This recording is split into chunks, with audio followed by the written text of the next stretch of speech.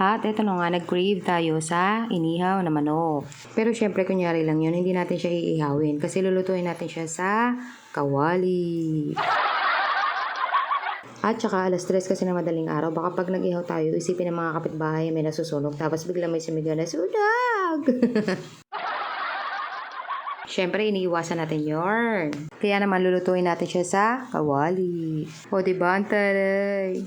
Pero syempre, bago ang lahat ay titimplahan muna natin ito. Nilagyan ko siya ng toyo, isang sachet ng oyster sauce, bawang, mga 3 kutsara siguro, isang magic at dried rosemary, allspice, white pepper, cayenne powder, paprika, ketchup, pamintang durog, asukal at asin. At syempre, tikim-tikim, alam nyo naman, hindi tayo professional na cook. Mga lutong bahay lang ang alam natin. Pag kinulang ay dagdagan. Paunti-unti lang ang dagdag para hindi naman tayo sumobra. Minana ko pa sa nanay ko yung malupitang teknik na yan. Pacham. Mga ina, adjust na lang tayo sa lasa. At minekos-mekos ko ng maraming beses para matunaw yung ating mga nilagay kagaya ng asukal at asin. At naglagay rin ako ng konting hot sauce. Konti lang para makain naman ng mga bata. Kapag sigurado na tayo na natunaw na yung nilagay nating mga asukal, ay pwede na nating ilubog yung mga manok isa-isa. I-marinate natin to overnight para talagang kumapit yung lasa.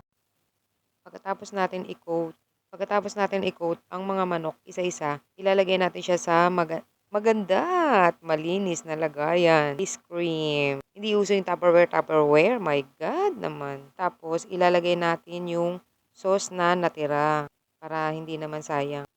Oops, selecta. Baka naman. Dito sa bahay, bihira lang kami magluto ng inihaw kasi masyadong mausok. Baka magreklamo yung mga kapitbahay. May mapaprank na naman ako dito sa ulam na to. Akala nila ice cream, pagbukas ulam pala.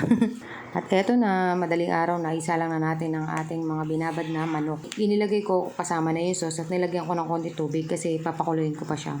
Minsan, ang sarap sa pakiramdam kapag yung mga taong kasama mo sa bahay, sarap na sarap sa luto mo kahit hindi naman talaga totoong masarap.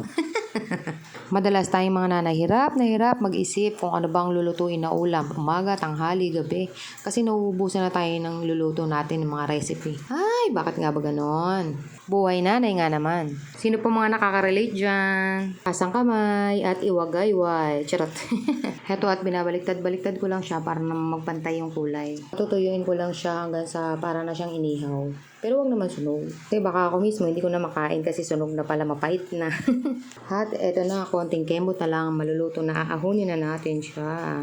Napakasimple, madaling lutuin at masarap. Baka nga mas magaling pa kayo sa akin eh.